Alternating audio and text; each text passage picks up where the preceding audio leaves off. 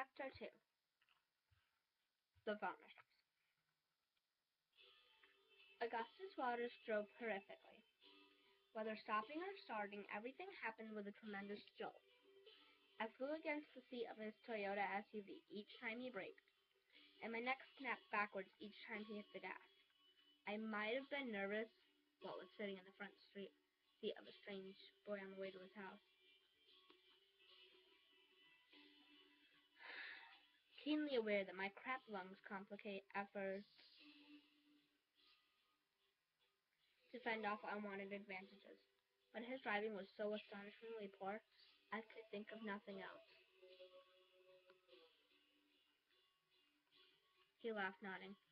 Well, I can't feel pressure in old prosty, and I can't get the hang of driving left-footed. My doctors say most amputees can drive with no problem. But yeah, not me. Anyway, I go in for my fourth driving test, and it goes a little like this.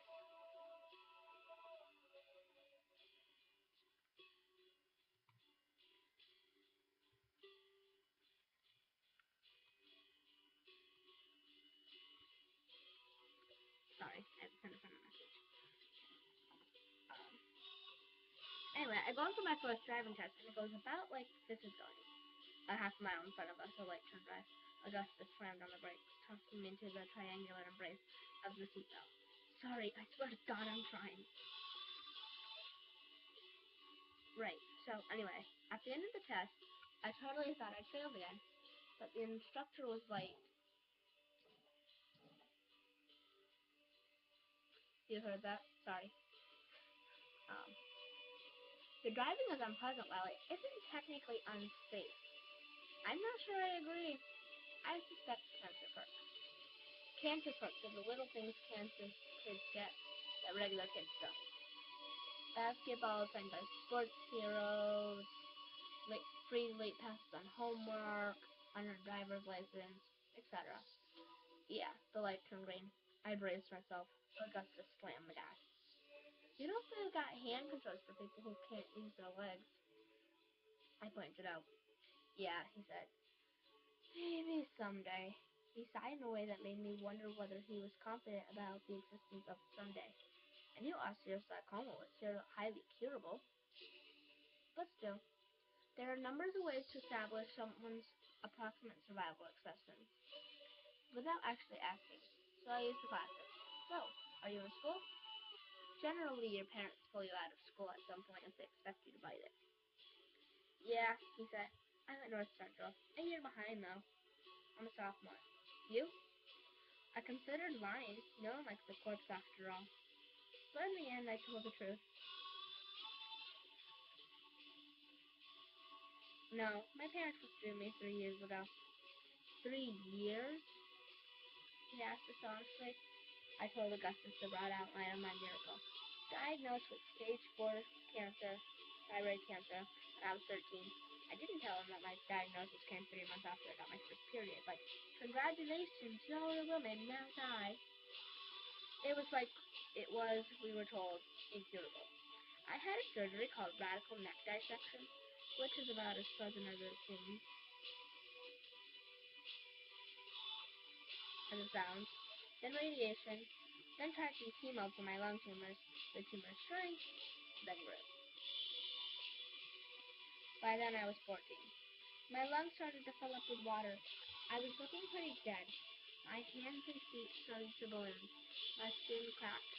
My lips were totally blue. They've got this drug that makes you nuts. It makes you feel not completely terrified that the fact you can't breathe. I had a lot of it flowing through me.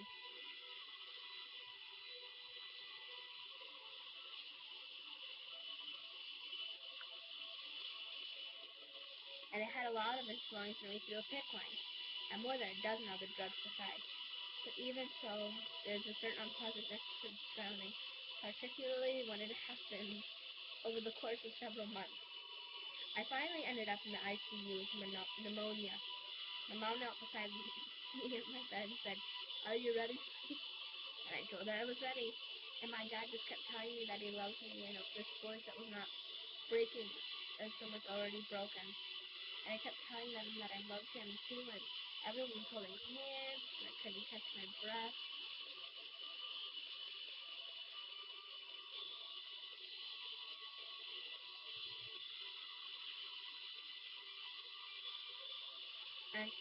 And are you ready, sweetie? I told her I was ready. And my dad just kept telling me he loved me in this voice that was not so much breaking as already broken. And I kept telling them that I loved him too, and everyone was holding hands, and I couldn't catch my breath, and my lungs were acting desperate, gasping and pulling me out of the bed, trying to find a position that could get them air. And I was embarrassed by their desperation, disgusted that they wouldn't just let go. And I remembered my mom telling me that it was okay, I was okay, and that I would be okay. And my father was trying so hard not to sob, which when he did, which was regularly, it was an earthquake. And I remember not wanting to be awake. Everyone figured I was finished, but my cancer doctor Maria managed to get some of the fluid out of my lungs. Then shortly after, the antibiotics kicked in that they given me. I woke up and soon got on one of those experimental trials in the Republic of Pennsylvania for it not working. The drug was phalanxaphore. This molecule designed to attach itself to cancer cells and slow their growth. It did not work in over 70% of people, but it worked in me.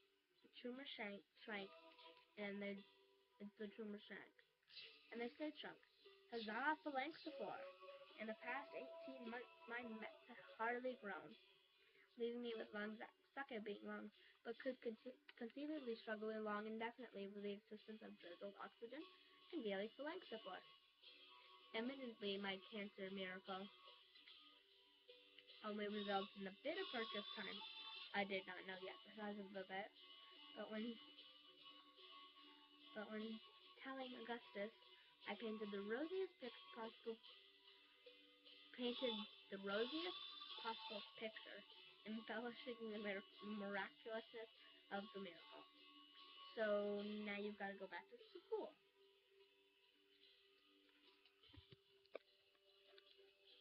I actually can't, I explained.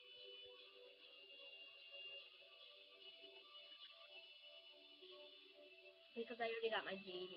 So I'm taking classes at MCC, which was a community college. A college girl, he said, nodding. That explains the aura of sophistication. He smirked at me, and I shoved his upper arm playfully. I could feel the muscle right beneath the skin, all tense and amazing. We made a wheel-screeching turn to a subdivision with 8-foot-high stucco walls. His house was the first one on the left, a 2-story colonial. We drove to a halt in his driveway. I followed him inside. A wooden plaque in the entryway was engraved in cursive, with the words, "Home is where the heart is," and the entire house turned out to be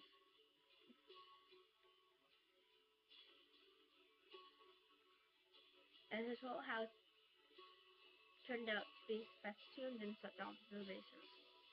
Good friends are hard to find, but impossible to forget. Read an illustration above the coat rack. True love is born from hard times, promised the needle-pointed pillow in their antique furnished living room. Augustus saw me reading. My parents call them encouragement. He explained, they're everywhere. His mom and dad called him Gus. They were making enchiladas in the kitchen. A piece of stained glass by the sink, read in bubbly letters, "Family is forever." His mom was putting chicken into tortillas. I'm sorry.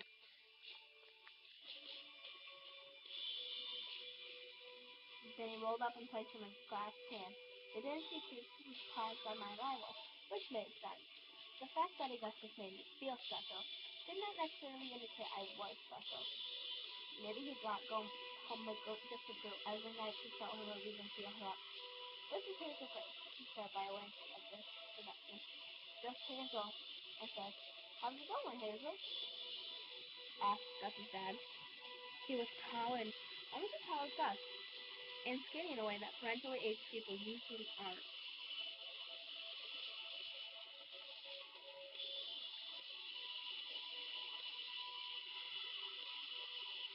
Okay, I said. How was Isaac's support group? It was incredible, Gus said. You're such a Debbie Downer, prompted. Hazel, did you enjoy it? I paused for a second, trying to figure out if my response would be calibrated to please Augustus or his parents. Most of the people are really nice, I finally said. That's exactly what we found with families at Memorial, when we were in the thick of it with Gus's creek. His dad said, everybody was so kind, strong too. In the darkest days, the Lord put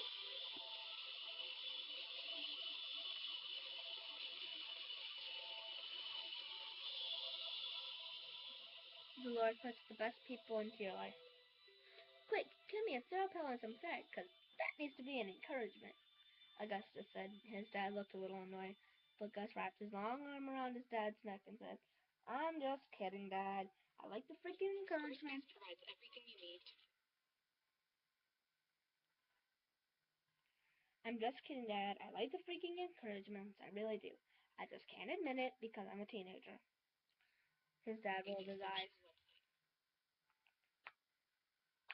You're joining us for dinner, I hope? He asked his mom. She was a small brunette and vaguely mousy. I guess, I said. I have to be home by 10. Also, I don't eat meat. No problem. The vegetarian, I said. She said. Animals just too cute, Gus asked.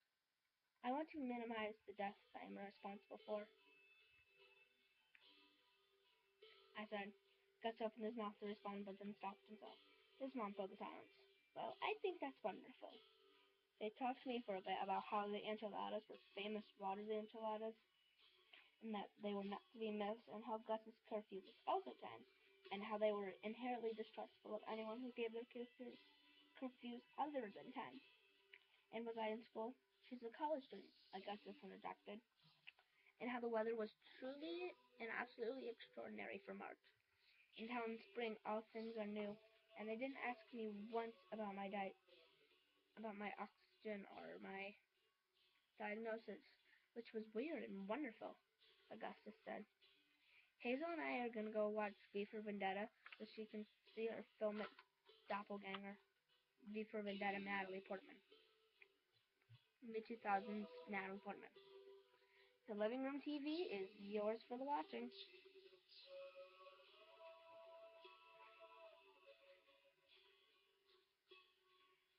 I think we're actually gonna watch it in the basement. His dad laughed. Good try, living room. But I want to show Hazel Grace the basement. Augustus said. Just Hazel, I said. So just Hazel, the basement, his dad said, and come upstairs and watch a movie in the living room. Augustus puffed out his cheeks and balanced on one leg and twisted his hip, throwing the prosthetic forward. Fine, he mumbled. I followed him down carpeted stairs to a huge basement bedroom, and a shelf at eye level reached all the way around the room, and it was stuffed solid with basketball memorabilia, dozens of trophies, old plastic men mid-jump or dribbling or reaching for a layup towards an unseen basket. There were also lots of signed balls and sneakers. I used to play basketball, he explained. He must have been pretty good. It wasn't bad. I wasn't bad, but all the shoes and balls are cancer proofs. He walked towards the TV where a huge pile of DVDs and video games were arranged into a vague pyramid shape. He bent at the waist and snatched up V for Vendetta. I was like the prototypical white Hoosier kid, he said. It was all about rescoring in the lost art of mid-raised jumper. Then one day I was shooting free throws, just standing at the foul line in North Central Gym, shooting from a rack of balls. At once, I couldn't figure out why I was medically,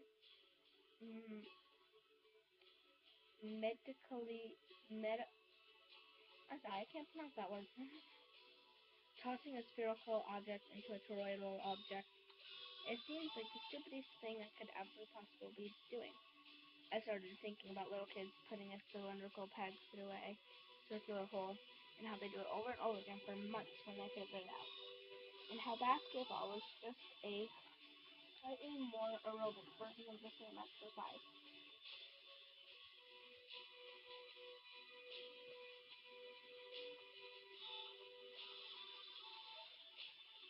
Anyway, for the longest time, I just kept sinking free throws. I hit 80 in a row, my all-time best. But as I kept going, I felt more like a 2-year-old, and then for some reason I started to think about hurdling. You okay? I came and sat on the corner of his unmade bed. I wasn't trying to be suggestive or anything. I just got kind of tired when I had to stand a lot. I started in the living room, then I would run the stairs, and then more standing, which was quite a lot of standing for me. I didn't want to say anything. I was a bit of Victorian lady, like thinking-wise. I'm fine, I said, just listening. Hurdles? Yeah, hurdles. I don't know why. I started thinking about them running their hurdle races and jumping over those polyarbitrary objects that had been set in their path. And I wondered if hurdlers ever thought, this would go fast and straight and just got rid of hurdles. This is right before you got noticed? I asked. Right, there's that kid. He smiled with half his mouth. The day of the existentially fraught free throws was coincidentally also my last day of dual legging. I had a weekend before when they scheduled the amputation and when it actually happened. My only glimpse of what I could be going through. I nodded, like Augustus. I liked Augustus. I really, really, really liked him. I liked the way he spoke under with someone else. I liked his voice. I liked that he took existentially fraught free throws. I liked that he was a tenured professor in the department of slightly quicker sound. He was a dual appointment in the department of having a voice that made my skin feel more like skin. And I liked that he had 2 names. I've always liked people with 2 names, because you get to make up your mind what you call them. Gus or Augustus. Me, I was just Hazel. You, Valiant Hazel. Do you have siblings? I asked. Huh? He answered, seeming a little distracted. You said those things about watching kids play. Oh, yeah, no. I have nephews from my half sisters, but they're older. They're like, Dad, how old are Julie and Martha? 28. They're like 28. They live in Chicago. They're both married to very fancy lawyer dudes. Or banker dudes. I can't remember. So, you have siblings? I shook my head no. So, what's your story? He asked, sitting next to me in the safe distance. I already told you my story. I was diagnosed when I...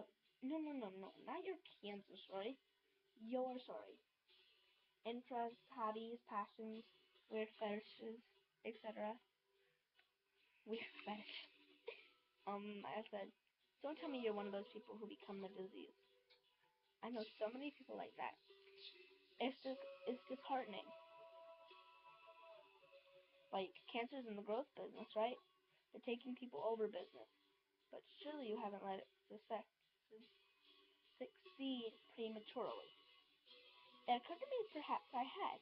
I struggled with how to pitch myself to Augustus Waters, which enthusiasms to embrace, and in the songs that followed, it occurred to me that I wasn't very interesting. I am pretty unextraordinary. I reject that out of hand. Think of something you like. The first thing that comes to mind. Reading. What do you read? Everything, from hideous romance to pretentious fiction to poetry. Whatever. Do you write poetry too? No, I don't write. There! Augustus almost shouted. Hazel Grace, you are the only teenager in America who prefers reading to writing poetry. It tells you so much. Read a lot of great books, don't you? I guess. What's your favorite? I said, my favorite book by a wide margin was Imperial Affliction. I didn't like to tell people about it. Sometimes you read a book and it fills you with this weird evangelical feel, and you become convinced that the shattered world will never be put back together unless and until all living humans read the book.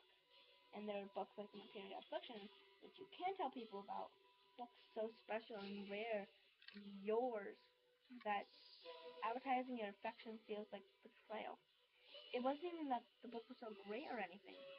It was just the author, Peter Van Houten, seemed to understand me in a weird and impossible way.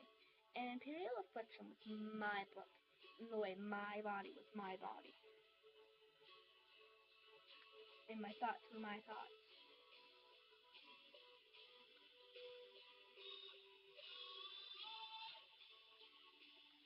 Uh,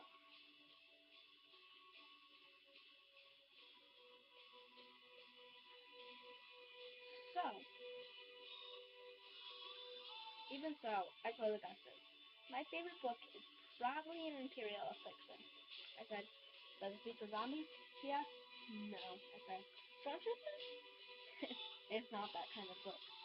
He smiled. I went to read this terrible book with this boring title that does not contain stormtroopers. He promised, and I immediately felt like I shouldn't have told him about it. Augustus spun around to a stack of books beneath his bedside table. He grabbed a paperback and said, all I ask for in exchange is you read this brilliant, haunting yet novelization of one of my favorite video games. He held it up, which was called The Prince of Dawn. Price of Dawn. I laughed and took it. Our hands got kind of muddled together in the book handoff, and then he was holding my hand. Cold, he said. Not so much as cold as under oxygen, maybe. I said, here's okay. I love it when you talk medical to me.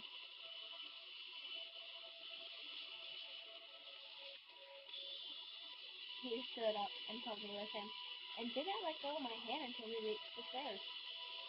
We watched the movie with several inches of couch between us. I did the totally middle school thing, where when about halfway between us, I put my hand halfway between us to let him know it was okay to hold it. But he didn't try. An hour into the movie, Augustus' parents came in and served us the enchiladas. We ate them on the couch, and they were pretty delicious. The movie was about this heroic guy in the mask, who died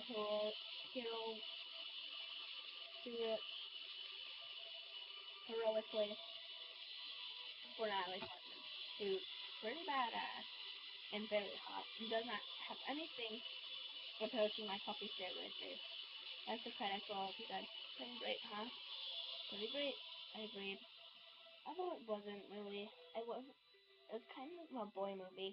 I don't know why boys expect us to like boy movies. We don't expect them to like girl movies. I should get home. Class in the morning, I said. We sat on the couch for a while Augustus searched for his keys. His mom sat down next to him and said, I just love this one, don't you? I guess I had been looking towards the encouragement above the TV. A drawing of an angel was the caption. Without pain, how could we know joy? This is an old argument in the field of thinking about suffering, and its stupidity and lack of sophistication.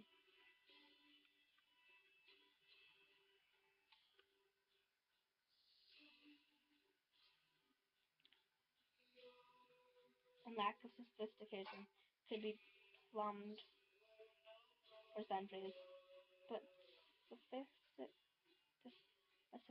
to say that the existence of broccoli does not in any way affect the taste of chocolate.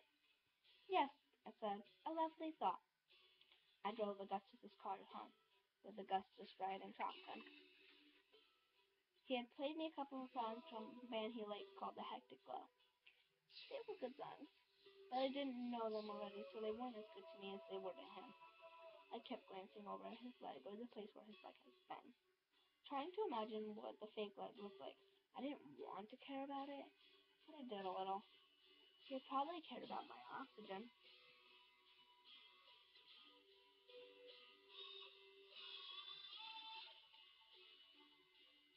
almost repulsive. I learned that a long time ago, and I expected Augustus had too. As I pulled up outside of my house, Augustus clicked the radio off. Wait a second. He was probably thinking about kissing me. I was definitely thinking about kissing him. Wondering if I wanted to. I'd kissed boys, but it had been a while. No miracle. I put the car in park and looked over at him. He really was beautiful. I know boys aren't supposed to be, but he was. He's so great. He said my name new and better in his voice. It has been a real pleasure to make your acquaintance. Ditto, Mr. Waters, I said. I felt shy looking at him. I could not match the intensity of his voluble eyes. May I see you again? He asked. There was enduring nervousness in his voice. Sure. I smiled. Sure. Tomorrow? He asked. Patient grasshopper, counseled. You don't want to seem overeager. Right. That's why I said tomorrow. I want to see you again tonight. Then I'm willing to wait all day, all night, and much of tomorrow. I rolled my eyes. I'm serious, he said. You don't even know me. I grabbed the book from the center console. How about I call you when I finish this? But you don't even know my phone number, he said. I strongly suspect you wrote it in the book. He broke out in that goofy smile. And usually we don't know each other. That has been chapter 2 of the Frogs and Our Stars. I hope you liked it.